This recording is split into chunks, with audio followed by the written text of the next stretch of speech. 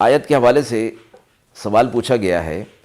کہ مذکورہ آیت میں نابالغ بچوں کو بھی اجازت لینے کا پابند کیوں بنایا گیا ہے؟ آیت مذکورہ میں بالغ مرد اور عورت کو اجازت لینے کا حکم دیا گیا، مگر نابالغ بچے جو شرعاً کسی حکم کے مکلف نہیں ہوتے، ان کو بھی اس حکم کا پابند کیا گیا ہے۔ فرمایا گیا کہ یہ حکم دراصل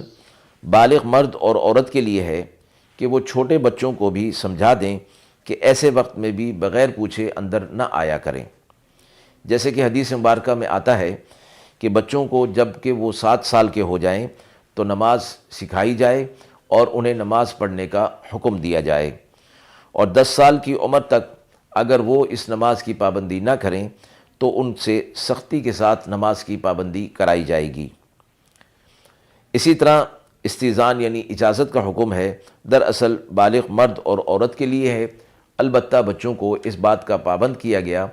اور آداب سکھائے گئے، چونکہ بچوں کی تربیت کے حوالے سے یہ بات ہے کہ بچہ اگر نابالغ بھی ہے تب بھی اس کی تربیت کے اندر وہ چیزیں رکھی جائیں،